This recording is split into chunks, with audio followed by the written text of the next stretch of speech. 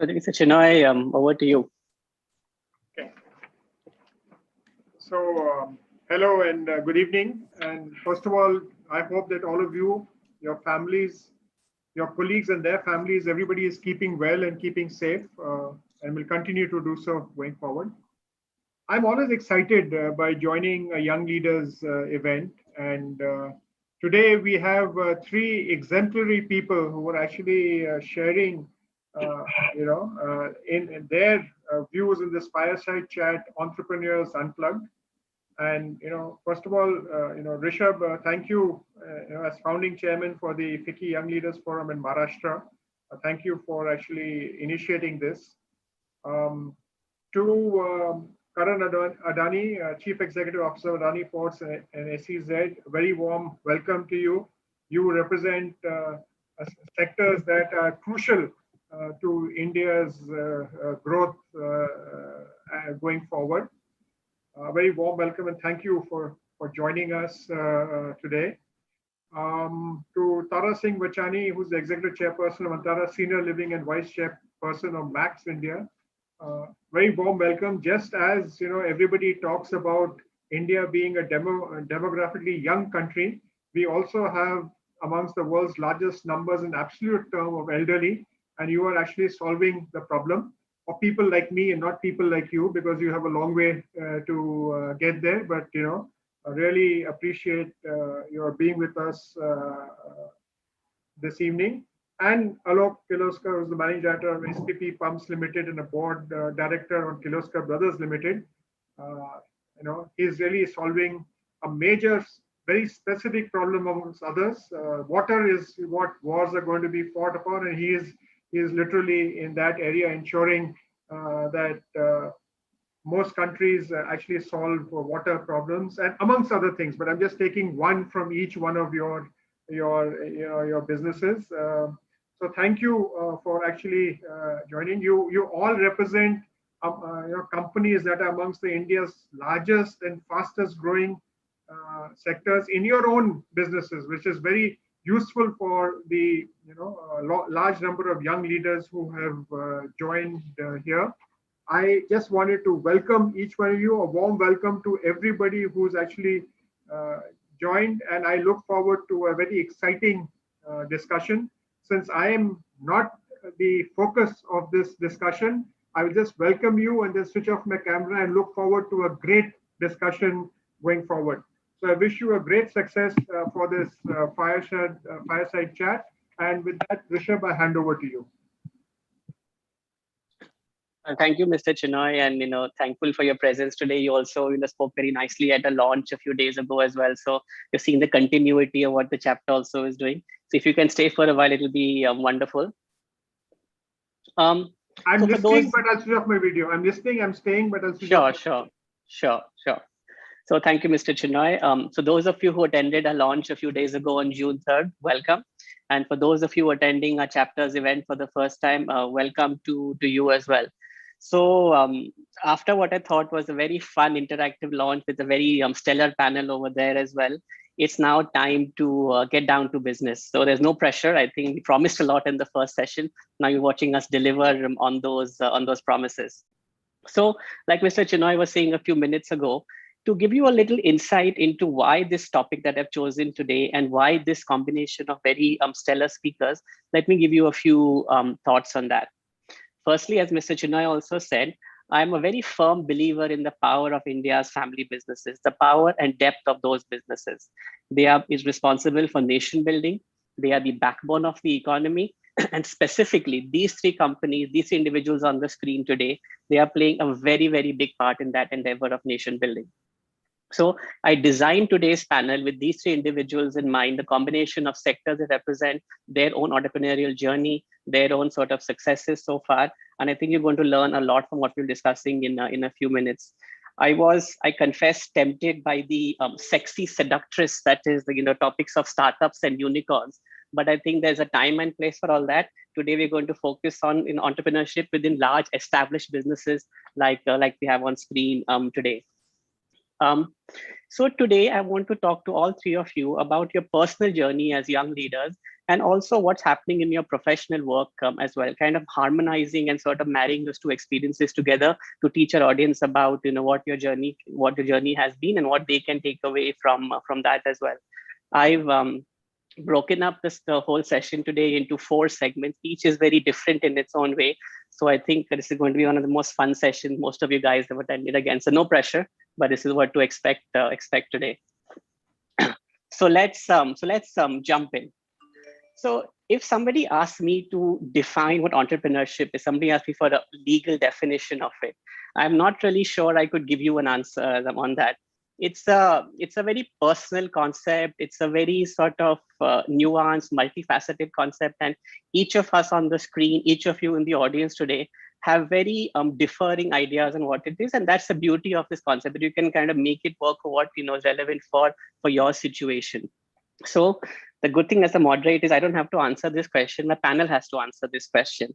So for the first segment for today, I thought, why not ask my panel to explain what the word entrepreneurship means to them, but not by their words, but by their hands. So being the very enthu cutlet that I am, I gave my panel some homework to do over the weekend. So I asked each of them to sketch out by their own hands, what does entrepreneurship mean to them? So I want you to put down on paper what entrepreneurship as an idea means to each of you. So I'm going to start with you, Karan. Hope you can see my screen. Now, if you see the screen? Yes, I can see it. Okay.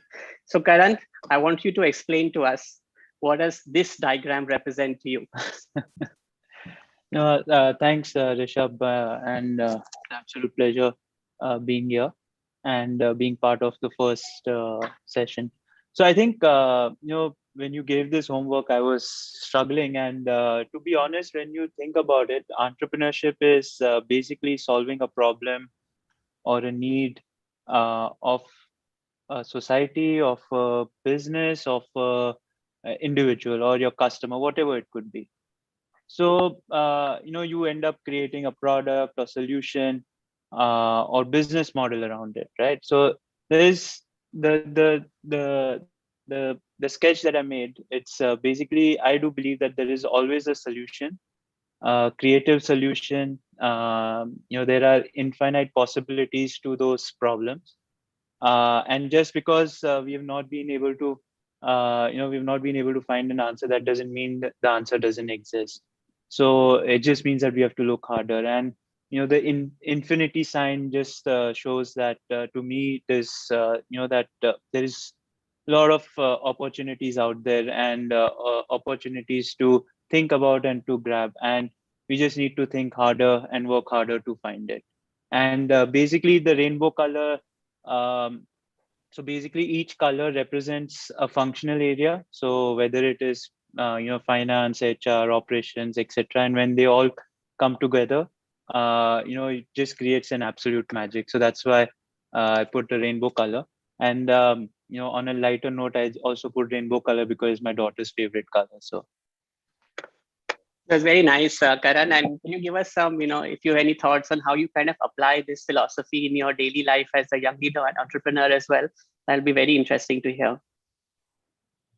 Yeah. So on daily basis, we do believe that you have to think out of the box, and so I always push my team to think, to give solutions which are something more than what is out there.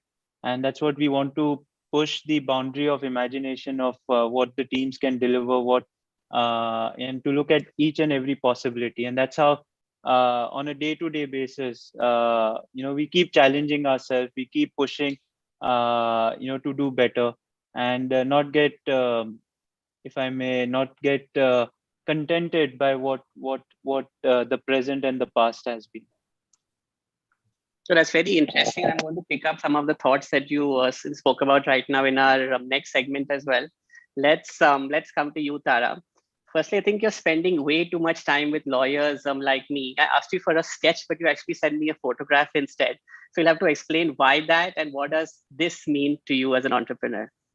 Sure. So, when you asked us for the photograph, Rishabh, Alok, Karan and I were sweating at the brow. I think all found it far more challenging than sitting up in front of the most heavy duty investors. So I actually started sketching something, and I was talking to my husband Sahil about my idea, and he reminded me about this sculpture that is actually my father's office at home. And the reason it immediately resonated with the question you had asked me is you can see that it's actually a very heavy sculpture sitting on a very narrow stick, and it's of a gentleman picking up a very, very heavy block.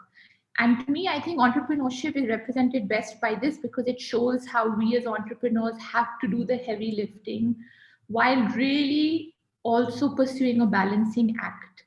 And really, to me, I've seen that in my journey, watching my father's entrepreneurship journey evolve, seeing my brother's entrepreneurship journey evolve, and my own, that this balancing act while trying to carry and juggle multiple things in the air is really what defines entrepreneurship for me. So that's the photograph, and I didn't have to subject everybody to my terrible drawing skills.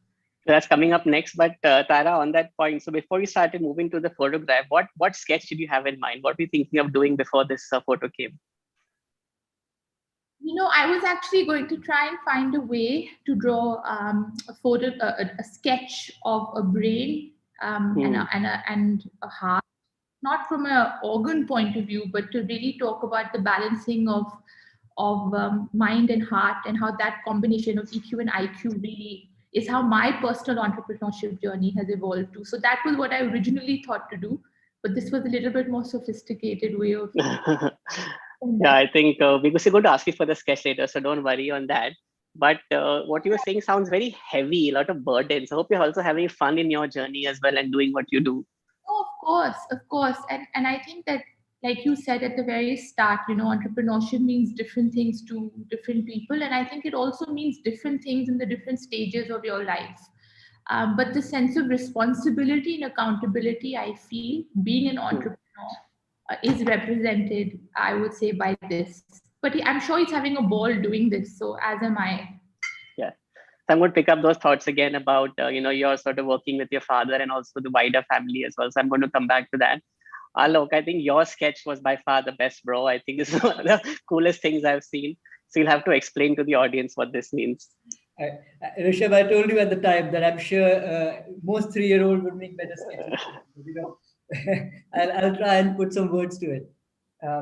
I think the entrepreneurship concept sort of the thoughts and everything that comes along with it were ideas that came to me when I worked for a startup before I joined the family business. Andy, who was our CEO at the time, used to tell me all these things, and of course my father as well now. And I see it more like a journey, entrepreneurship, and it's like a journey through through almost like a jungle, like you see there. I mean, of course my sketch is not very nice, but that's supposed to be a jungle.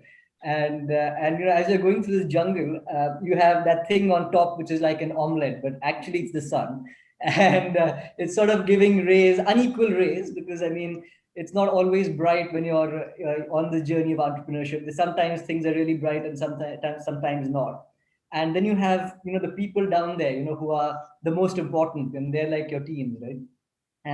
And so really the orientation of this picture as well is really also part of the entrepreneurship journey, right? You should be able to sort of at least try and see a bigger picture and be able to work with your teammates and guide them and sort of get them through this jungle where of course there's some wild animals and some crocodiles, and all of them are opportunities for us to get better, because at the end of the day entrepreneurship is about either solving a problem or selling people a product that they didn't know they required, right? Like an iPhone. So I mean, it's I think it's really about that, and I think it's about mainly about building teams, guiding teams, and sort of getting them to the other side just through a journey, because I think it's just a continuous journey. It's I don't know if it really stops unless you decide to retire effectively. I was going to ask you about the animals. Actually, are the animals eating your employees or something? Are there threats you're facing so bad your employees are being eaten? But I think you said it nicely, that the opportunities to kind of learn from and watch out for. So that's interesting. And so your journey also looks a little bit lonely. It's just you in the kind of the board in your journey as an entrepreneur. So what about things like your team? You're part of a large family business. So are you somebody with you in that sort of symbolically? No, it's just me sort of on top, right? And I'm sort of trying to see the journey and trying to help the guys who are in the boat and walking in the jungle and sort of guiding people along. Because as entrepreneurs, you also have to manage morale. Being in a startup, one thing I realized was that managing morale continuously is really important, because people, when they're not working for a big company or a big brand, very often are easily deflated, and they need to be sort of enthused, especially when you're in a startup environment.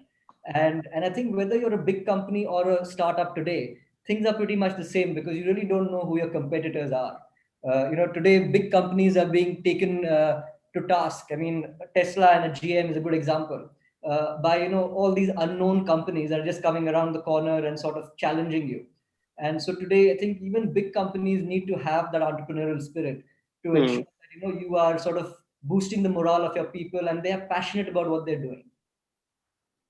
So very interesting. It's exactly the topic for today. In large companies like the people over here, sort of how you're encouraging the spirit of creativity, the spirit of entrepreneurship. I think you said it very nicely about how we're approaching this. So, look forward to hearing more on that. You also maybe did mention that you're also going to be getting married very soon. I see Sneha also is over here. So, one piece of advice from all of us on the married side over here, I think both of you should take art classes together after this as a couple activity. I think you will grow a lot as a leader once you take those classes. So we want to repeat this exercise, let's say in a year or something from now, and we're going to track your evolution as an artist, along entrepreneur as well. So I look forward to that. I'll tell Sneha to be ready. And she's listening as well, so I'm sure she finds it very strange, I'm sure, but I'm sure she's going to do this with you. Okay, so that was a very fun segment. I hope you guys also found it interesting. So let's move on to phase 2. Hope you can see me. So today, really, as you saw right now, the whole idea is really to have fun, as a group of friends over here, just, have a fireside chat amongst ourselves. So, on this point of having a chat, I'm sure you realize by now, I'm kind of ready to start my own talk shows. I mean, not a secret desire to actually have my own, chai pe charcha or man ki baat or something like that. So, taking that kind of idea forward, what you're going to see me doing right now is kind of channel my inner Karan Johar in that way. So we're very similar, as you can see me and Kejo. So, welcome to my FICCI sponsored chat show starting right now. So I waited a very, very long time to actually say this. I'm going to share my screen again. Okay, so ladies and gentlemen, please join me in this very first edition of Coffee with Karan. Karan's like dying over there. I know he wants to say something. But Karan, welcome. Welcome to my show as our first guest. I'm sorry there is no Bollywood starlet for you today. We have enough rapid fire going on in your life from other people, so I won't subject you to that as well. But welcome to our show. There's also no gift hamper, but I'm sure we can sort something out. So let me ask you a little bit about your journey as an entrepreneur. So you took over as the CEO of APSEZ, in Jan 2016, and it's been quite onward and upward ride since then. In 2017, the Business Today magazine called you the king of ports in India, and since then you've delivered consistently and building market value for your investors and your stakeholders. I think something like some 200% returns over these last couple of years. And sort of, I see the passion in you, see what you do on a daily basis without any sort of hesitation. So it's a fun journey to watch from up close as well. So tell me sort of what's your secret sauce? What motivates you? What drives you? Tell us your journey from 2016 till date. Thanks, Rishabh. Let me put it this way, from 2016, I joined this business in 2009. And 2009 to 2016 has been a sort of a foundational years for me, mainly because I entered this business not understanding what goes into the business, right? Support. It's not every day that people hear about entering into port business, and you see this large infrastructure, but you don't understand the economics behind it. So I think the first 4 or 5 years for me were very foundational in that nature, to understand how the business works at the ground level. What are the challenges over there? Being a infra-intensive, capital-intensive business, project execution becomes extremely important. So understanding what are the challenges over there. You're managing large pieces of land. You have to manage the local, in rural parts of India, you have to manage the local environment over there. So what are the challenges around it? So all of those, that was a foundational year. And 2016, when I took over, I think since then we've been on a transformational journey from in APSEZ. And I always believe that you have to keep innovating your business model every 5 years. The kind of disruption we are facing in the world today with the technology, and as Alok mentioned, you don't know where your next competition is going to come from. So I think I do believe that we have to keep innovating. And so for the last 5 years, I've been working with my team to transform the business from a port company to a logistics company, and basically moving from being an infra-focused company to a sort of a customer-centric company, right? And over there, the idea is that we want to move from being just giving service to our customers up to the port gate to more to their doorstep. And there are multiple challenges over there, because India is not geared up from an infrastructure point of view on the inland side, on the landward side. So how you build up that infrastructure, how do you develop that, and creating infrastructure not just for right now but for the future. And I had And a question on one piece you said earlier.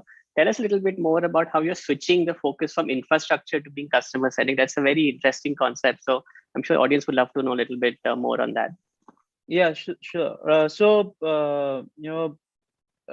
When we started this business in 2002, our competition was generally government-owned ports, right? Major ports, so whether it's JNPT, whether it's Kandla Port, or Paradip Port, or Chennai Port. And the opportunity we saw at that point of time was creating infrastructure which was for the future. And it was, and we believe that if you build the infrastructure, customers will come. And it was purely an infra-driven mindset as an organization that we were going through. And then in 2010, with we saw that competition is catching up. Infrastructure is no more the USP. So we tried to understand, what does the customer want, right? So we changed our focus from just focusing inward. We as an organization, we started going outward. We started asking them asking customers where their pain points were. And that's where we started the whole focus on customer centricity, of trying to solve their problems rather than looking at what we can offer. And that's where the next journey started. With part of customer centricity came the operational efficiency, and the operational benchmarking on the global standard started. And so that became a USP. And then again, the next leg, as I said, 2015, 16, we started seeing that customers are not happy with just that. It is like that, I know, dil mange more.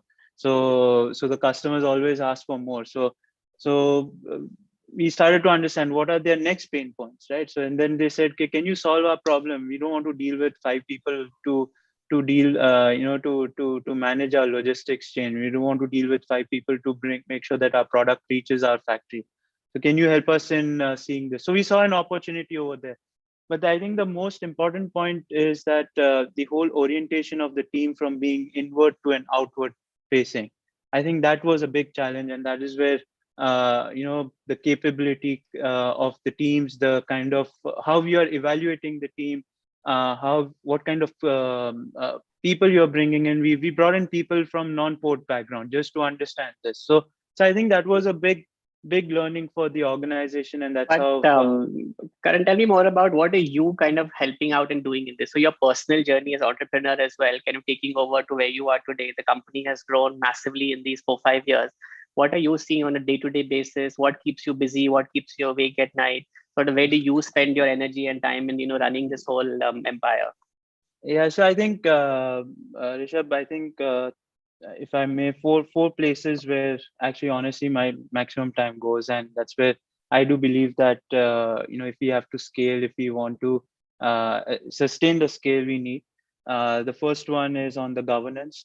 You need to have the right governance, not just at not just at the business level, operating level, but even at the business level. And as a country, I think we have a still long way to go. And it's no more. It's not just about benchmarking what your loss is, but trying to now focus more on what the industry, what are the best practices globally. Because as you reach the scale, the expectation of investors, expectation of society from you changes. So that is one area. Second area that maximum time goes is mergers and acquisitions. So we have done last 3 years 4 acquisitions, and we do believe that there's a lot of space. Lot of area on lot of area left in terms of acquisition. The third is on the team and leadership pipeline, right? So as you become larger, do you have the right team? Because you are as good as what your team is. I at least personally believe that if you are surrounded by smarter people, your life becomes easier.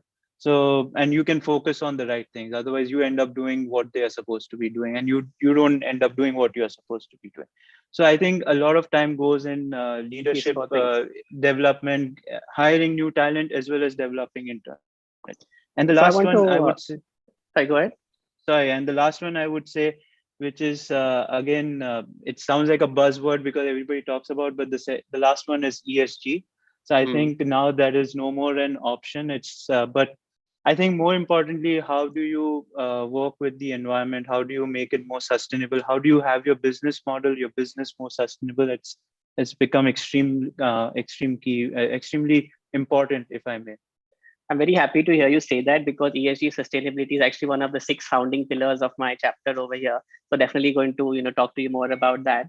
Sure. I want to ask you on one specific thing that you mentioned right now, the M&A that you spoke about. You've done 4 large M&As. I think you've taken over large ports like Krishnapatnam, Gangavaram, Dhamra, Kattupalli. And looking at the group from the outside in that way, the group has grown phenomenally through inorganic growth, acquisitions of M&A, and sort of largely financed by debt as well.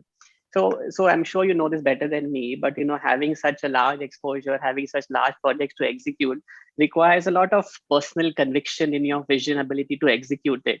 So I'm sure your team is helping you with this. Your dad obviously is a superstar at this. But tell me a little bit more about, where do you see your role executing these projects? Where do you see your sort of journey as part of these, and really bringing this whole M&A part into the one big APSEZ empire? So I think, Rishabh, it's a very good question, and I think this M&A, if you ask me personally, it's a journey that we keep learning. Every M&A we learn a lot from each acquisition, and I think I would put it that there are role of 3 parties in this, right? So there is a role that my dad plays as a chairman. There's role of me as a CEO and as a promoter, and then there is a role of the team. And also in this, I would say break it into 2 parts. One is one is the doing the deal, actual deal, the signing, documentation, negotiation, and then the difficult part, which is the implementation part and the integration part. So I think the role, if I may, being hands-on promoters, being inside the business, I think some of the calls that we are able to take, some of the decisions we are able to take some of the risk that not a MNC or a private equity person will not be able to take. That is the strength, if I may. The second is the decision making. Generally, all our acquisitions we've been able to complete in matter of 20 days. From the time we start negotiation to closing, it's a matter of 20 days. So the speed matters, because the more time you give to the seller, the more problems you are creating, right? And in our view, you might, in that case, you might leave a little bit of money on table, but when you take a longer term view, you actually end up making much more. So I think that's the most important. I think from my perspective, I focus, I've learned 2 things, and that's where I focus a lot. One is, for any deal to happen, at least in India, the relationship with the seller is extremely important.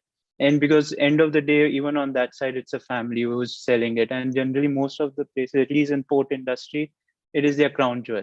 So it's extremely emotional.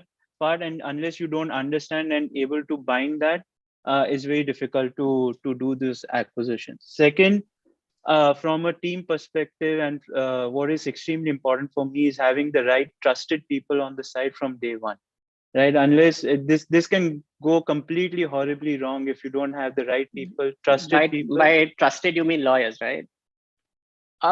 Trusted means not loyal. Advice. Trusted Lawyers. Vakil. Lawyers का काम 20 दिन का है, not more than that. The dark circles come because of all those 20-day acquisitions that you make us do. So I think that's a big part in it. And I want to kind of switch gear now, because you're not just the port king of India, you're also the airport king of India. And we in Maharashtra, we in the Bombay chapter are very happy that you've taken over our Bombay airport. I think last Saturday you took it over. So, in a few words, tell us what's your vision now for the Bombay airport as well, and sort of how fast can we expect you to beat Changi Airport as Asia's best airport? It's a good question. I think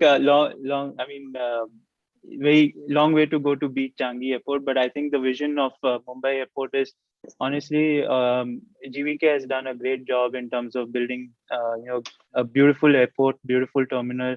It's something that country, every passenger who flies from the city appreciates it. I think where we see an opportunity is actually making Mumbai Airport as a sort of a hub for the city Mumbaikars. So, I think Mumbai Airport has quite a lot of land which is underdeveloped. Almost, if I'm not wrong, 150 acres of land, which can actually be a sort of a novelty for the people of Mumbai to enjoy, and that's what we want to do. Apart from that, from a passenger point of view, you have Navi Mumbai, which is going to come up. So I think for us, the focus in Mumbai is honestly more from the people of Mumbai, that you have a strong attraction, strong I would say area where they can come, enjoy, and be part of the journey of the airport and experience the airport. It's the end of the day, it's all about the experience. So thank you for that. And on that note, as an honorary, I'm making an honorary member of a chapter as well. Officially, you sit in Gujarat, but given the kind of building you're doing in Maharashtra, I think you earned your place in our chapter. So congratulations as one of our new members. And so now let's. So since it is Coffee with Karan and I'm Karan, I can ask you a question, right? No, we'll do a question at the end. Depends what the question is. I may use my Fifth Amendment right to say no. What is the question? No, it's okay. I'll come back to this offline. Yes. So now let's switch over from ports and airports to healthcare, Tara. 1 second. Where are you? Hi. Can you see me? So good, Tara. So I think as my journey as an entrepreneur, after a very blockbuster success of my first talk show, Coffee with Karan, I'm delighted to now venture into the next segment, the next product which I'm going to launch right now, the next service. So I'm delighted to invite you to our next episode of Spill the Tea with Tara. Thank you. You've not seen this before. I hope you like it. It's very soothing, isn't it? I find the vibe very nice. So let's imagine we are sitting on the lawns of your brother's property in Vana and sipping, nice garam chai. It's a perfect weather for this right now. So, welcome to our first episode of Spill the Tea with Tara. So what I want to, understand from you, and what I want to know from you is, what I've liked about your journey is that you didn't directly jump into your father's business, as soon as you graduated and, joined the workforce. You actually built something amazing of your own before you sort of wanted to then join the sort of wider family business. I was reading about how since 2012, you sort of been working on this Antara Senior Living and brought it to the heights that it has now. As Mr. Chinoy was saying earlier, it's sort of not the young leader business in a way, but a very fundamental need of our aging population right now. And you in an interview about a year or so ago, you said from small industries, almost $12 billion industry across the world today. So tell us about your journey to how did you come up with this idea in the first place, and why did you want to do something in this senior living space? Sure. Thank you for having me, Rishabh. I'm a very happy tea drinker. I just finished mine and I love this. And if we were in Vana, by the way, the earpods and all our devices would be taken away from us. So we would be able to have this chat in private, but not necessarily for anyone else. But thank you for having me. You're welcome. when we were chatting and I was obviously reflecting on what I wanted to share today, essentially, I think I consider myself third generation an entrepreneur, but I don't necessarily consider myself in the traditional sense of a family business, and extending that. The platform, the capital, obviously has been very much something that we have been given and encouraged by my father. But like you mentioned, the idea of Antara was a very new and nascent one in the context of what Max was doing. So having seen my father also similarly, 40 years ago almost start his entrepreneurship journey, because at that point in time he wanted financial autonomy and financial security for his family. So he essentially started Max with a very small amount of capital from my grandfather and started from scratch. And 15, 18, 20 years into that journey, he was able to completely pivot and reinvent himself to then do businesses that he felt very, very passionately about. And coming back to my photograph and the point that I was mentioning about how I think entrepreneurship is essentially different at different times and different needs of an individual's journey, has evolved. And then when I look at phase 3 of that entire journey for our family, it came at a time where both my brother and I essentially started off two very new concepts in India. And at that time, when I was actually a fly on the wall for a year in the traditional Max companies, and I have to admit, I was thoroughly bored because I'm not used to being a fly on the wall. I prefer to be very active and engaged and have some sense of responsibility. That boredom essentially led me to a very interesting trip that I did to Hong Kong, and talking to a fantastically innovative lady who started talking to me about the senior living, senior care, elder care space in Southeast Asia. And that got me thinking to say, why are we not talking about this in a more organized, formal way in our country? As Dilip ji said, the population of India in terms of people who are over 60 are already crossed 200 million. That's a huge population to serve at all economic stratas and affordability. And there were no organized players at that point in time. And at that point, when I started my research, I was convinced that the concept of a continuing care retirement community, where essentially all services and products come under one roof to service and enhance the quality of life of people who are living there and getting older, was the way to go. And with time, and it's been 10 years now, and a lot of challenges, a lot of learnings, a lot of exciting opportunities, one realized that there was also an opportunity to break parts of those products and services and spin them off and create essentially a platform of products and services for seniors, which is a huge pivot that we made 2 years ago. So for the first 8 years of the Antara journey, the focus was on our residential community in Dehradun, which is about 200 apartments. And they have every type of service that you can imagine that we believe impacts positive quality of life. But 2 years ago, I had a question. So when did you first get the idea? So it sounded like you got it from talking to your colleagues in Hong Kong and the wider discovery. Was it like a eureka moment that, yes, this is what I want to do, this is what's going to be the next blockbuster? Or is it something that you worked toward, understood the market, and then kind of personally pivoted to focus on something like that? When did that first spark come into your mind? I want to do, senior living. So I think it was more the latter. I can't take credit for, this dream coming to me one night and saying, look, this is the next big bet. It was this conversation. It was also coming back and reflecting on what is it that drives me as an individual. And I realized very quickly that I like the idea of creating something new. And it also was something that appealed to me in terms of the combination of hospitality, care, and infrastructure, design, architecture, and all of those three things coming together, that was very appealing to me. And it was a hard sell, taking it to the board at that point in time, because we incubated this idea as a private venture of the family. And when we felt that, look, this had a lot of potential and it was going to need a significant amount of capital over the years to grow, we then, shifted it to the publicly listed company, Max India. And it was a work to convince the board, shareholders, investors that this would potentially be a very interesting category. That's a very interesting challenge that you face. Tell us a bit more about these challenges, because at least as a sort of typical user of something like this, the Indian culture basically is to live with your family, you live with your elderly parents, your job as a duty is to take care of your parents, when they get old.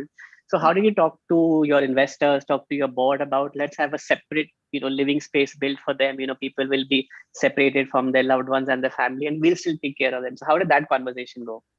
Intuitively, Rishabh, everyone understood this concept back then. And of course, like any board, and our governance standards, I would say, are extremely, extremely high in the Max Group. So the scrubbing and the inquisition and all of the legwork was almost a year of hard work. But I think intuitively, people at any age group in this country or abroad understand the need for senior care products and services. But we knew going into this that there was going to be a stigma. There was definitely going to be challenges convincing people to A, move into a community that was focused on elder care, B, to pay the price that we were essentially charging in Dehradun because the products and services demanded that price. And also, we had a lease model. It wasn't a freehold, simple buy an apartment, move in. That asset is a typical clean freehold. It's a clean leasehold, which has its own dynamics and makes it very easy for you to manage eventually. But we knew it was going to be a challenge. And to be honest, the challenges that we faced with the Dehradun community really did come in the way of our growth plans for a long time, because I had to create some levels of success there before I had the confidence to go back to the board or shareholders and say, look, now we're ready to take this to the next stage and phase, and we need more capital. So it was definitely challenging. And I think the real shift for us in terms of the mindset of people in the country and the entire process of getting older has actually only really started to tangibly be seen with COVID over the last 20 or 24 months. The shift I have seen in acceptability of a Dehradun concept or now a Noida concept in our residences vertical, and I'll talk a minute about the 3 new verticals we have set up. In the residence vertical, I think the real flip happened because of COVID, because people started to realize that there are a lot of people who are getting older who are living not with their families. Yep. And in a time where everything locks down around you, the services, products that you need are extremely difficult for you to get a hold of. And you have children who are panicking all over the place. So the residences vertical has taken 8 years essentially to be an acceptable model. And when we launched Antara Noida last year, we saw that pivot and that shift happen. And I think the proximity to life as people knew it also helped when we saw the residences vertical kick in. And that was impetus, like I said, to in a way de-link the products and services from all existing in one residential community and spinning it off into 3 very clear verticals, which we now launched last year. There's a lot of growth happening. And maybe last 2 quick questions about, tell me, what was your dad's reaction when you first had this conversation with him? Dad, I don't want to join Max Healthcare or Max Financial. I want to kind of do my own thing. What was his reaction? So I know he supported you a lot. So how did that go about? And what's your relationship with your brother who's also doing something similar, Cognate business, running Vana, Veer, what he's doing over there. So what's the family dynamic, right, across all of you? So my father was very excited. It is in his blood. My father is somebody who thinks of an idea similar to my brother and then doesn't back off from it. I'm far more risk averse. I like to take things much slower. But my father is really does have business building in his blood. And he also doesn't get attached to businesses, as you know. That's a very key skill. That's very, very good. He has that.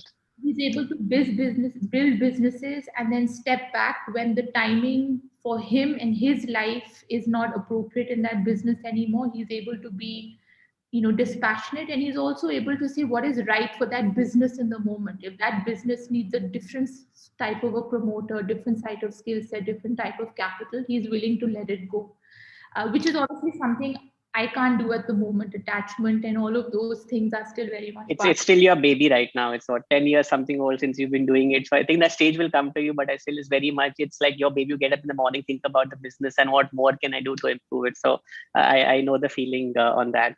But having said that, last year or a year and a half ago, I did step away from an operating role. I believe that business has to scale up. if it has to diversify in the 3 new verticals, which are essentially care homes, care at home, and medcare products, that I'm not the person to do it. I can still lead with the vision and the strategy and the passion and the culture, but I needed somebody else. And so we brought a very, very experienced MD and CEO into the business last year. So that slight detachment and the test of that for me did happen last year. So my father was very excited. Because he's so much about governance and doing things correctly, he had the patience of mentoring and guiding me to make sure all the foundation and the building blocks were in place.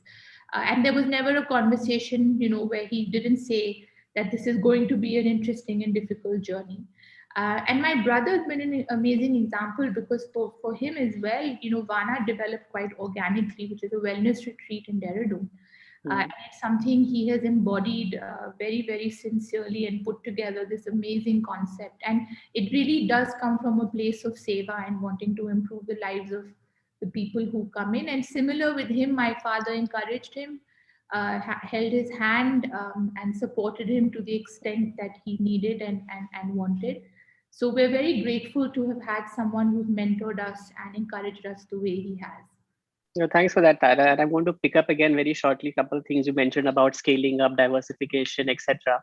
So very interesting journey. And as I mentioned at the start, I'm a very big believer in the power of family businesses. So I think just hearing about your journey really, builds that conviction in me that this is, India's future. So I think now, thanks for that, Tara. So I think now it is time to move from the beautiful hills of Dehradun to the city of London. Where's my friend Alok? So Alok, good, welcome over here. So I was thinking, what should I do with you? You're a very classy guy. You're not a chai pani kind of person. You live in London. You access to the best bars and restaurants in the world right now. So what is an Alok thing to do? And given our experiences in London, I know you're a big sort of fine dining kind of guy. So what do we have for you today? I'm intrigued. Yeah. You've not seen this before, so everybody's a live reaction Alok is going to give you. So I thought what really epitomizes you is aperitifs with Alok. So imagine we are sitting at the Arts Club in London, we are sipping on our old fashions, you're going to have a double or a triple. I may just sip a little. So this is where we are. So keep that as your frame of reference. So I'm in the office right now. I'll keep that in mind. Yeah, it's like 6:20 on a Thursday night. So I think all of us have earned this time right now. So let's just chat about you. And I've known your family for many, many years now. I know your parents, know your sister, and I'm going to meet Sneha also very soon. I've always been, very fascinated by the journey that you guys have. I could be wrong, but you are one of India's oldest family businesses. You were set up, I think, in 1888 or so, which makes you 132 years old today. So that's quite a journey your family and your business has been through. What I also did not know, but you very kindly told me, is that your great grandfather in 1965 was actually the president of FICCI. So actually, it's just kind of like a homecoming to you. It's like a ghar waapsi for you to come back to FICCI and be on our panel today. So I'm very happy to have you. So as a fifth gen of your family business now, hearing also what Tara and Karan were saying about their journey in the family business, give us a few thoughts on how are you helping distinguish yourself, your journey of such a, illustrious family and building something of your own. You're in London running a very big part of the Kirloskar Brother portfolio as well. So what's your journey entrepreneur been in this sort of family business context? Rishabh, before I joined the family business, I worked for a startup. And I would say that at some level has really framed the way I think in terms of, because it was a technology startup, how I look at our businesses today, which are more, let's say, old world, old economy businesses. After I joined KBL in 2000, at the end of 2007, after the startup, one of the few things that I thought that we really should sort of bring in is the technology aspect. And not for the sake of getting in technology, but if it allows us to interact with customers in a different way that brings in different kinds of revenue, and that's really how we started looking at what can be done. I ran the industrial division initially, and while I was here, we started our journey, which is almost a little over a decade ago, in AI, artificial intelligence. And the objective at the time was to sort of automate the front end all the way up to putting our products into manufacturing, and sort of keep all that domain knowledge bring in all that domain knowledge into a kind of logic. Because, like you said, if you're 130 years old or whatever number of years old, are you able to use that knowledge to leapfrog ahead? Is that knowledge banked with you as a company? And I think that's really important in order for you to not make the same mistakes again, and for you to be able to give consistency and deliver consistency to your customers. And I would say that's initially where I would say that interesting journey started. And then there was a time where, at that time KBL was a 75% project business and a very small product business, and that was creating serious cash flow issues for us. So my father, of course, wanted to make that shift, and we had to pivot the business, as the business has done in the last 130 years. It had to keep pivoting depending on license Raj, and before that, the British Raj, and whatever else. So the business pivoted towards becoming more product oriented. I moved overseas with the focus of growing the product and overseas side of the business. And while there, I think the first 2 or 3 years were good, because the overseas business, which was originally SPP, which was the largest, was acquired with our focus on the petrochemical industry. We had access to petrochemical industry in India, but we were not dominant on a global scale. SPP gave us that access and gave us a platform to be quite dominant on the upstream side. And by dominant, to be clear, you are the biggest pump manufacturer in the UK now, right? If not in the world. We are definitely the biggest pump manufacturer in the UK. Wow, that is quite a journey. Some time. But what happened in the middle was that in 2014, as you know, the oil prices collapsed. And at that point in time, it really hurt SPP. In the meantime, I started looking after other international businesses, which are located in South Africa, Thailand. And at the time, I don't know what came to my mind, but we thought we should acquire a Dutch business in the petrochemical industry. It was in administration, so it was bankrupt. And we thought, or you and I thought, this is a great idea. Let's buy it. It's looking very cheap. And sometimes you underestimate, when you buy something cheap, sometimes it costs you a lot more in effort to turn around. But anyway, that was the situation. And I learned a few interesting things. I mean, the first thing I sort of learned was that very often you need to shrink a business to grow a business, because shrinking a business sort of releases a lot of cash out of the business in terms of inventories, in terms of debtors, all sorts of working capital. And that allows you to sort of get back onto your feet to sort of regrow the business from there. And a lot of people at the time, older people in the company, thought, let's just take orders anywhere, right? I mean, they just bring in orders to just keep the company afloat, because we lost a large part of the business when the oil prices collapsed. But we didn't do that. I mean, we sort of shrank the business and we grew back the business by pivoting on technology. And one of the things we did was we moved into the maintenance services side of the business. We said, what's our domain knowledge? Our domain knowledge is in oil and gas to start with. This theme, all of you actually are saying pivoting from your kind of core business, core vertical. Karan said it, Tara said it, you're saying it. So I think that's something we're going to pick up in our next segment also. Tell us a little bit more about, sitting from the outside, and you're living in London, you interact more on a global scale with customers, UK government and people like that. Is your journey as an entrepreneur different because sitting in the UK versus what you would have been doing over here? What are you seeing as sort of some of the pros and cons of having an outside perspective, living physically outside the country and sort of still being part of the family business? And really, how do you also interact with your team over here, your family back here? You're still a family business in that way. So what's your kind of communication culture, your best practices in kind of working together as a team with your India vertical as well? We see it as one business, to be fair. And, the point is that the international side gives access to the Indian business to be wherever it wants to be. Of course, we have full-fledged manufacturing in the international business. So whether you're in Netherlands or in the UK or in South Africa or in Thailand or in America for that matter, we have full-fledged manufacturing capability. And which is important in the current environment, as you know, where suddenly protectionism has become the flavor of the day. The EU is putting up all sorts of trade barriers under the name of environment. One of them is carbon border adjustment mechanism, which you're probably familiar with. And so all these things are being done to ensure a little bit more protectionism. So I would see the international business as part of the Indian business. It's one business at the end of the day. What are the differences? I would think that on the international side, it's completely different, right? I mean, in India, with the Kirloskar last name, the Kirloskar brand, you can open doors with ease. And when I ran the business in India on the industrial side, we were able to grow the business relatively quickly. And that's because the brand helps you. People trust you by default. and they're willing to give you that extra opportunity, which they may not give if they don't recognize your last name or your brand. In the overseas business, it's harder because while SPP is known in its segment, it doesn't have the same halo effect that the Kirloskar brand has in industries. So it's harder. And so I guess from an entrepreneur side of view, it sort of reminds me of my startup days, right? Where you have to build that network, you have to build all that, that social relationship, that governmental relationship being based there. And we've done that over time, whether it is with people like UKEF, which is UK Export Finance, or Department of International Trade. We've done all that through the SPP side of the business. But it's starting from scratch.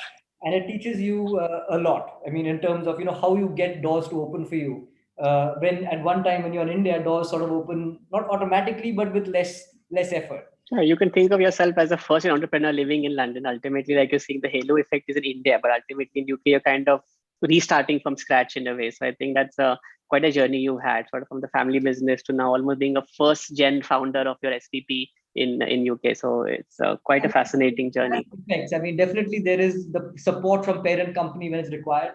The hard times when the company, definitely in 2015, 2016, I got a lot of support from my father because, things were really bad at the time. Half the business was sort of gone.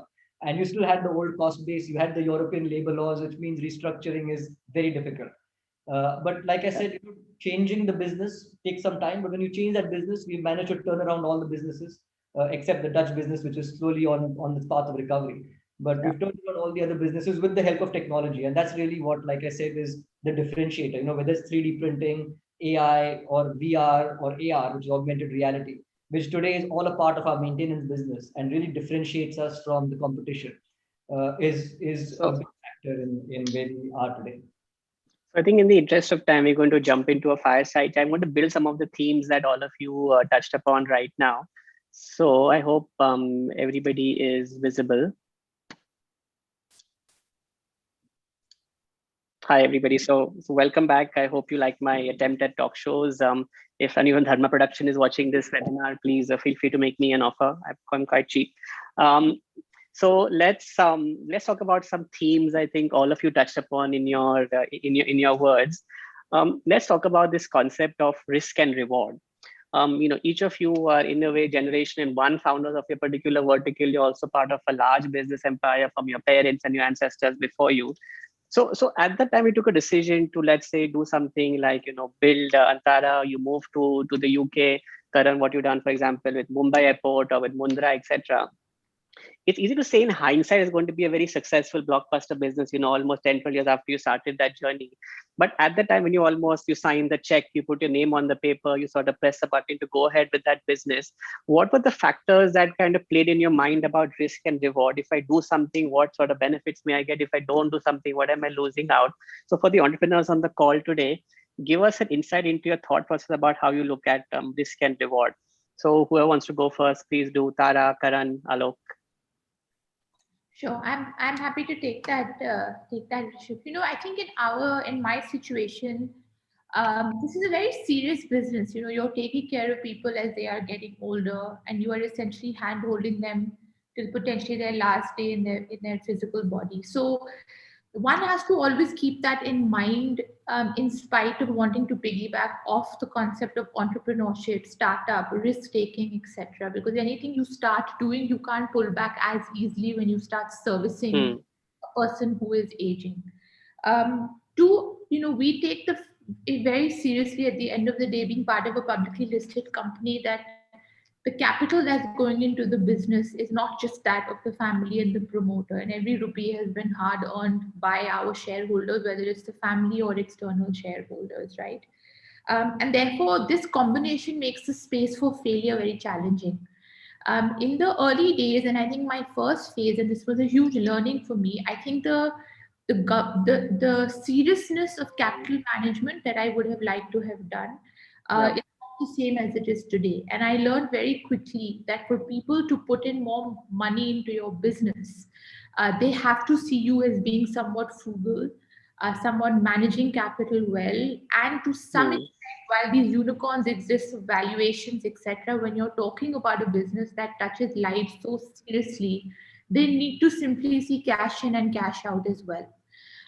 When I take those parameters into consideration today, the definition of risk reward for me today is very different to what it was 10 years ago. 10 years ago, the passion was enough of a reward in taking the risk. Today, it's not. For me, today, it is business building with capital management, with looking at P&L very, very seriously, and with looking at consistency and the ability to continue this journey and building an institution over the next 30, 40, 50 years.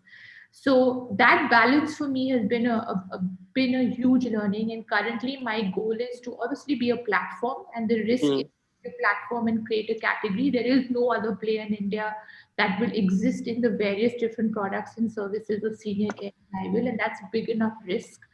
And the reward for me is, of course, that at some point in time, valuations will come. But in that journey, I will always focus on P&L and not look at, what could be multiples in the future of revenue or EBITDA. So that's how I look at it today versus how I looked at it before. So thanks, very insightful. Karan, do you agree with what Tara is saying? Do you see something different?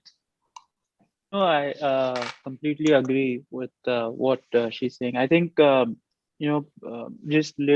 our perspective, when we look at when we started Mundra Port in '95, I think for us at that time, when we look at it, we never thought it would be such a large site or a large port. And for us at that point of time, there were two big risks, right? One was the project execution, that can you execute this project and be up and running in 3 or 4 years time? And every year that you delay, it's your ability to service the debt becomes extremely difficult.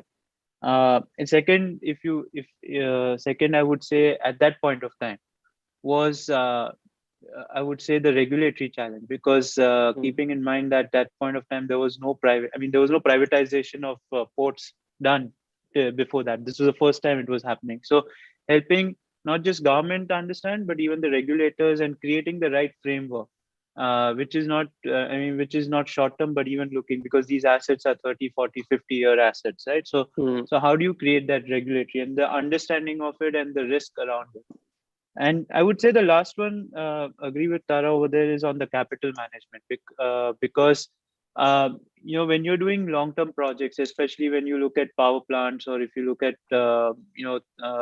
renewable assets, your PPAs are for 30 years, your PPAs are for 30, 40 years. But when you look at Indian banks, you get loan for 5, 10 years.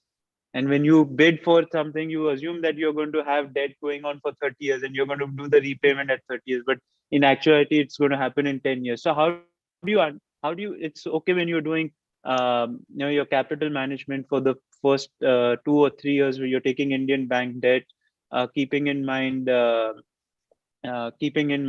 during the project phase. But once it is operationalized, how do you go into the international market? How do you get yourself rated? How do you get yourself rated for an investment grade? And then how do you manage that capital management policy around it? And how do you go into a longer term 10-year debt? That becomes extremely important. And understanding those risks, balancing those risks becomes extremely important. I think if I look at today, from a group perspective, I think as we move more from a B2B to B2C businesses, so whether it's airports, whether it is city gas distribution, whether it's electricity distribution, I think the bigger risk for us is brand management. And how do you keep, because the mindset needs to change that, because when you're in ports, nobody's seeing you. And at that time, you are more cost conscious. But as you move to a B2C business, sometimes brand or image becomes more important than the cost. So how do you do that balancing, and how do you empower people to take the right decision becomes extremely important. So I think that's how I would look at it. This is kind of what Alok was saying on the halo effect as well. Ultimately, the kind of halo effect as in APICZ today, as you go into different businesses, get more and more sort of customer centric and more in the front line. I think little bit of issue here can really sort of affect the other, other verticals there. So I think brand is a very critical part, and this is where promoters really step in and sort of stabilize the platform. It's a sort of personal brand also attached to most of the businesses that you have. So I think for the entrepreneurs here, I think don't underestimate the power and reputation that your brand carries. Rishabh, maybe I'd also add that things like for product businesses, things like return on capital employed or return on equity, and of Yeah. course your cash generation of the business. I think those are really important factors when we're considering taking new risks into new ventures, because finally the markets look at those, the investors look at those, and promoters like us look at those at the end of the day. Because I mean, we can't keep pumping money forever into businesses that are not generating cash. Yeah.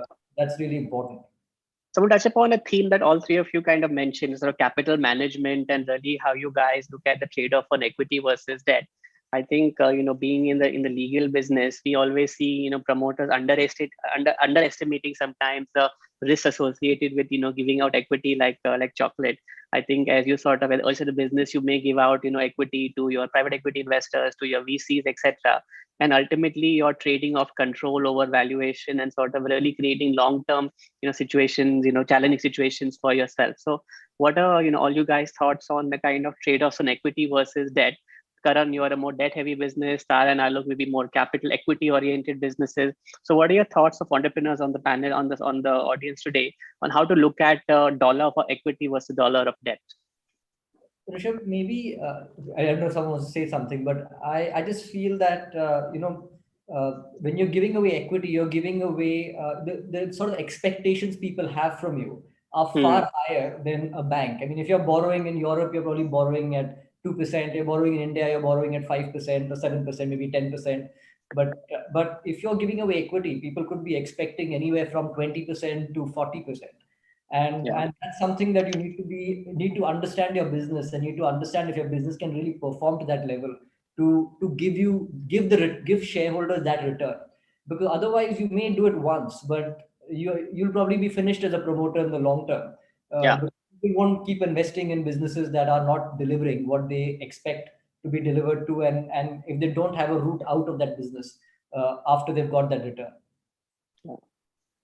I think I think just to add on to what Alok said, I think one of the reasons why as a group we have shied away from doing through equity is two reasons. Because we take a very long-term view in any industry that we go in, and we've not found so far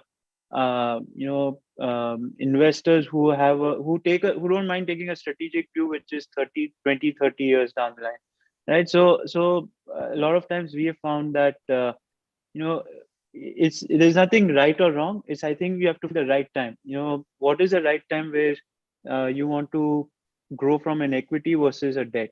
I think we believe that if a business strategically growth, if the runway is already set and it's just matter of now maintaining it, that's the right time to bring in a partner from an equity point of view. But if you want to remain in control of your destiny and you don't want to be answerable to multiple voices, we believe that it's better to grow till a certain scale through debt, as long as you want to have the control.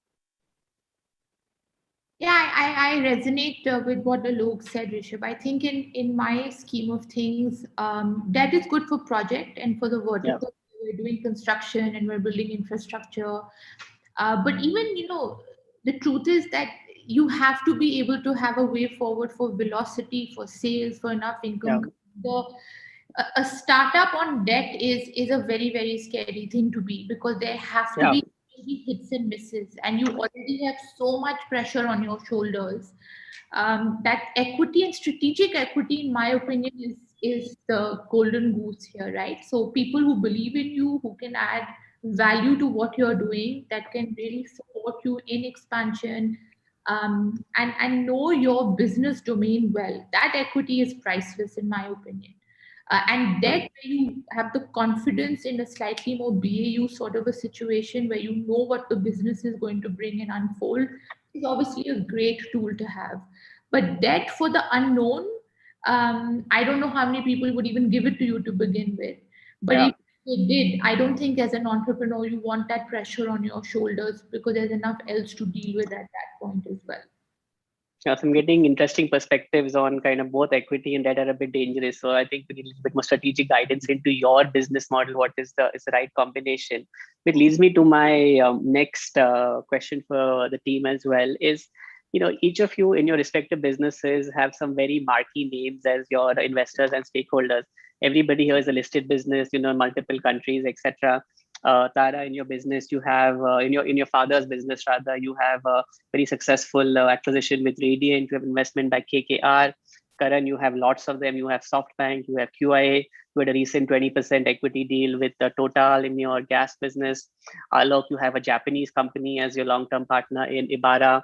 You also have acquisitions with Rodelta and sort of across South Africa and Europe in that way. So looking at these kind of marquee names coming onto your board, coming onto your sort of management platforms, what lessons have you learned from having them over there? Are they adding value? Are they helping upscale your governance? What are some of the challenges and sort of learnings that you have with having these guys working as close partners with you? So I can take that very quickly and just say, I think one of the things I watched my father do is build joint venture partnerships. Well, one of his businesses have had marquee investors or partners. His life insurance business at New York Life. Now it has Mitsui Sumitomo, Goldman Sachs, and Warburg Pincus. I think their first few India investments were done in the Max businesses. So I've seen those joint ventureships up close. And as Karan mentioned, very earlier on in the merger acquisition beat, any partnership needs to be very solid. For it to work, and whether it's an investor or a joint venture partner.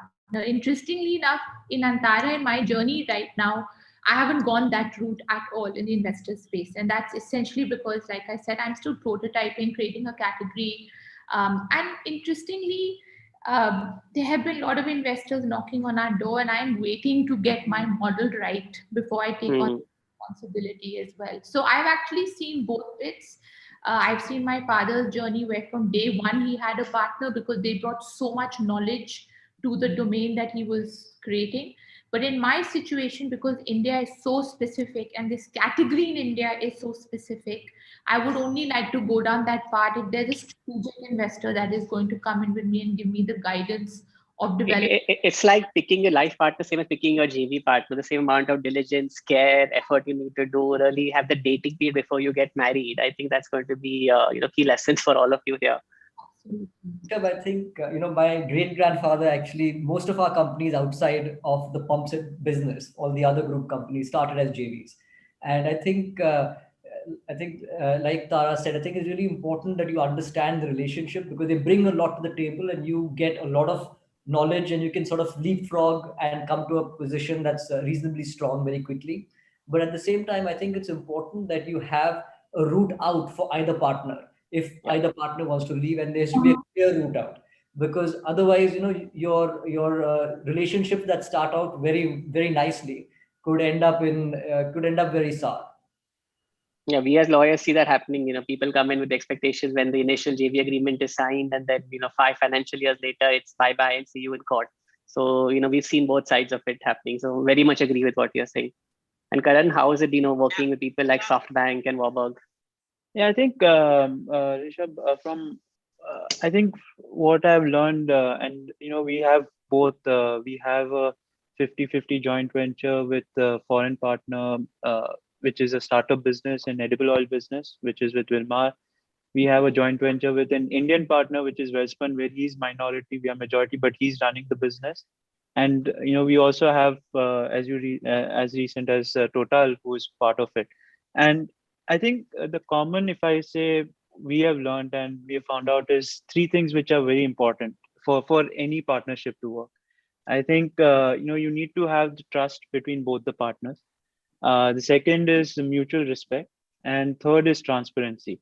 So when I say transparency, in all our partnerships, the management, nobody interferes into the management, right? None of the partners, they interfere. It's run independently, and both the shareholders get the balance sheet, P&L on a day-to-day basis. I think that's that. Unless those 3 things are not there, the partnership can start off in a in a nice way, but if one of the things and the ingredients are lost, I think the partnerships don't last very long. So it's very important to keep that dialogue and these three things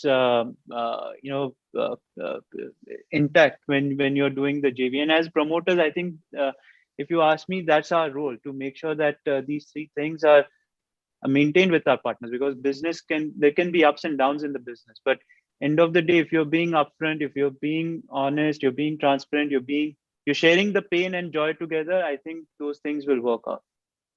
Yes, I'm basically hearing that ultimately relationship management, even with your kind of JV partners, your investors, etc., I think is a very fundamental, or the promoter group as well. Ultimately, it's like almost having a second family being created for you when the JV partner comes on board. So everybody needs to invest in that journey to make it sort of equal and bilateral, on both sides. I know we are getting very hopelessly over time, but I think there's a lot of depth in what you're saying, and I want to dive further. So I'm going to end with the last question for all of you, and then we'll take in a few questions from the audience as well. So anybody wants to ask a question, please use the Q&A box on the side, and mention maybe who the question is for also. We'll come to that in a few minutes. So as a last question for all of you, I want to ask more, but let's only go with one. Each of you are in different industries, different sectors. You are doing different stages of your business and growth, etc. But all of you are working toward a common purpose of nation building, like Mr. Chenoy was saying a little bit earlier. So what we in FICCI want to also do is kind of help you achieve the dreams that you have for your business, and really work towards a common goal. So if each of you had a magic wand, so I'm going from Karan Johar now to fairy godmother and a fairy god person to be gender neutral. If you had a magic wand and could ask for three things you want for your business, for your state, for your country, etc., whatever it may be, what are those three things that you would ask for, and just one sentence why? So depending on the inputs we get from you right now, we're going to work with the whole FICCI leadership and actually go to government with those inputs and try and make those items that you requested for happen in one way or the other. So it's a very important question for me in my role as FICCI. So think about your answer. Maybe we'll start with, Karan, what are three things that you want for your hundreds of businesses? I think I can only say one thing, I think, which is most important. I think as a country, as we are moving, as we want to grow and as we keep opening up, I think we need more progressive, I would say, policies, and progressive and stable policy. I think as a country, we end up always looking at our past, and even on policies, sometimes we end up looking at what we have done in the past, what has worked, what has not worked. I think we need. I think world is changing too fast, and now we are, as a country, we are at a stage where we can't afford to be. We need to take a little bit more bold steps, whatever it could be, whether it's on manufacturing, whether it's on ports, logistics, maritime, doesn't matter. I think, and I think we need to stick to a goal, keeping a goalpost in mind. We need to stick to that, at least have a 10-year, 15-year vision. I mean, we can't have every 5 years when a government changes, policies changing. That's just difficult to from a business So in a point. way, a goal has been set. We want a $5 trillion economy, I think, by 2025 or something. There's almost 3 trillion upside we need to get to get to that. So we need a very bold policies to get to that number. So I agree with you on that. Any other 2 points? I only have one. If this is done, I think everything else will fall in place. I'm okay. So we need to tell Modi bold policies. Okay, got it. Tara, Alok?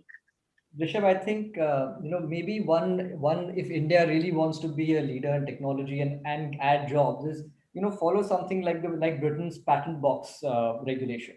Where when goods are patented, let's say in Britain as an example, the patented goods when they're sold are only charged at 3% corporation tax, as against regular goods charged at 25% or 20% corporation tax. And that's one side of it. The other side of it is which is probably your side, is enforce patent regulations quickly. Don't have this long legal process where when someone infringes someone's patent, it takes forever. So I think that's an important aspect if we want. So that's basically judicial system and the patent box regime. So kind of two connected points. Yeah. Connected points. I'd say the other 2 quick points would be, one is that set up something like what Vietnam and let's say Thailand have, which is these ready-made industrial parks that can bring people in from wherever to set up industry. When people were sort of leaving China, a lot of people thought people will come and set up base in India, but they went to Thailand and Vietnam because it's so easy to set up stuff there. And I guess the third one is like connected to what Karan said, no retrospective regulations. I mean, these retrospective regulations just make us look really bad.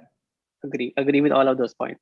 So I think luckily we can go to people like MIDC in Maharashtra, for example, and talk about kind of the plug and play kind of factory model. So I might take you up on that separately. I mean, even if Karan put up a few, that would be good. He's already into big infrastructure projects. So this is just another industrial park. It's probably child's play for him. So I'm doing my job as kind of connecting the dots and matchmaking. So I'm going to, set up a JV between Kirloskar brothers and Adani very soon. So I got my next mat already assigned to me. Thanks, guys. Revenue for yourself through these panels. So good job for that. It's good. Now I'm picking all the boxes. Honestly, if I had a magic wand, I would wish a lot more for nation building and humanity than I would for my own business and category. But specifically, we don't have a category. We don't have a regulator. The anticipation of becoming a category and of regulation actually feels very burdensome to us, because we've all seen experiences when a regulator comes in. There is a complete disconnect from the reality of for-profit, publicly listed companies trying to do business building and the not-for-profit thinking when it comes to anybody, right? So we would love to have a formal regulator, a formal category, but that category and regulator has to sponsor and support business building. Not that the not-for-profit category in this space is not important, and a lot of work is happening there. But whenever, correct me if I'm wrong, but is it something in the healthcare regulation looking for, or something more in the construction industry, or for which one? Elder care and senior care is a combination of all of it. It is a combination of clinical care. It is a combination of infrastructure. It is a combination of hospitality. It is a combination of public goods and services. It cannot be lumped into any one existing category. It cannot. It will be myopic. And that is what is happening now. You are building a residential community with parking norms of a community where a family of 5 lives in an apartment versus 1. You are setting up a care home for dementia, memory care, but the only category that exists is nursing homes, which is secondary healthcare, right? Care at home has no regulation. Health insurance doesn't cover any aging concepts, right? So we have to have somebody formally and seriously look at elder and senior care as a category, for profit, not for profit, the works. And enhance. And why are there no organized players in this country doing this work? Because it's always thought of as a thankless, disorganized, low margin sector, which it's not. When you're serving 200 people, million people, you can imagine the opportunity there. No, I agree with you. And like you only said yourself, it's a $12 billion industry in that way. And I think what you're saying sounds like more of a state-specific regulatory approach as well. So Maharashtra may have one, UP may have one, etc. So, and we can study what's happening in places like UK, USA, see how regulators for a similar industry work over there, and see maybe what we can adapt over here. Because I think what you're saying cuts across a lot of existing regulators today. We might need some little bit more deeper thinking about where exactly can a new regulator emerge from all this. So it's very interesting to me from a legal challenge point of view. So this is my next task on the FICCI side as well, to actually explore this. So I will be troubling you on that very shortly. And in the interest in the next 5 minutes or so, let's take a few quick questions. Anything else you guys want to say in the meantime? From anything else you want to expand on? Let me just scan through the questions. So there's an interesting question over here from our audience member, Shashwat. Many of us are second or third gen family business leaders. As we take a larger role in our business, we may not necessarily agree with some of the management or corporate culture in our organization. Can you speak about some of the challenges or the issues that you face when dealing with change management in your respective business? I can jump in very quickly here. I think every business needs a leader. There is always only one captain of the ship. And, I think both Alok and Karan talked about the importance of team and how you cannot exist without that. But there is one captain of the ship. And if that captain of the ship has been identified, there should be no ambiguity, therefore, who takes the decisions and how change and culture management happens. I think the problem arises when you potentially enter a business without a clarity of role and a clarity of accountability. And then these pushes and pulls start. So if you have earned the right in your experience, in your output to be the captain of the ship, then you drive that change agenda whether management agrees with you or not. And then you change management and you hire the talent that aligns with your vision and your philosophy. So I think the clarity of role and the clarity of what you are in that organization is step number one. Everything else then follows. That's been my experience. Tara, Nice. add to your point, I think also it should be clear what the business's objectives are. Sometimes people are not clear about the objective of the business, and you see that, you know, where people want to go after a particular kind of business, which is not good for the business to sort of execute. And I think Absolutely. there should be clarity in, you know, what is the vision, what is the mission of that business, and what kind of business that company is wanting, and what is the general, what kind of behavior is accepted and not accepted in that company. And I think if that's also clear, in addition to what you said, then everyone knows, you know, what the boundaries are. Nice. Yeah. Karan? No, I think they've covered everything. Good. So I think we have a nice rapid fire type of question to actually end today. A question from Kuldeep. Can the panelists, including Rishabh, share with us their favorite book on leadership/life? So maybe I can go first. One book which really kind of stuck with me over the years is Good to Great by Jim Collins. It's an old book now, I don't know, 10, 15 something years old right now. But the lesson which I've actually learned from that in a book about institution building, about being a servant leader in my respective business and my industry really has kind of stuck with me over these years. And I try and live those principles, very servant leadership for my law firm business, and really building the institution above my personal kind of journey. So I think that's a book really has made a difference in my life. Karan? I'm actually just reading a new book, which is Rethinking Competitive Advantage by Ram Charan. It's quite interesting. It's talking about role of technology and how how you look at competition and how organizations need to change. So I'm still halfway there, not fully done yet. Nice. But very interesting. Rishabh, I'd say maybe it's hard to say one book, but I'd say probably books like The Captain Class or The Outlier. There are probably two books, and I think it basically talks about teams and people, and the other, of course, talks about circumstances that can lead to success. So I think these are the sort of the two interesting books that that I like, basically. Tara, last word is yours. I'll be very honest. I don't think leadership can really be encaptured by a book, and I don't think leadership in the world of business is the only leadership that one needs to talk about. I think leadership is a very holistic term. It's very intuitive, and it needs to be exemplified in all walks of life. And therefore, I feel that if there are any lessons to be learned about various holistic leadership thinking, I think the Bhagavad Gita is a great example, as is The Prophet by Khalil Gibran. So while not business building skills, but I think if you're a leader, wherever it is that you are. So I that would be my response to the question. No, thank you, Tara. I agree with the Bhagavad Gita as sort of guiding principle in corporate leadership as well. So on that very auspicious and happy note, panel, thank you very much for your very candid and interesting remarks today. As you know, we only covered like half of what we had in mind, but I think the quality of conversation was so good. I think we covered the issues in great detail. I think people hopefully have learned a lot from this hour or something that we've been chatting. So I look forward to having you back for spin-off sessions from this in healthcare, in institution building, in sort of ESG, sustainability, and so on. So this is not the last conversation you're going to have with me. I look forward to seeing you guys very soon. And on behalf of FICCI and the audience, I thank you all for your time, and have a good evening and stay safe. Thank you for having us. Thank you. Thank you, Karan. Thank you, Alok. Thank you. Thank you, everybody. Thank you, everybody. Bye.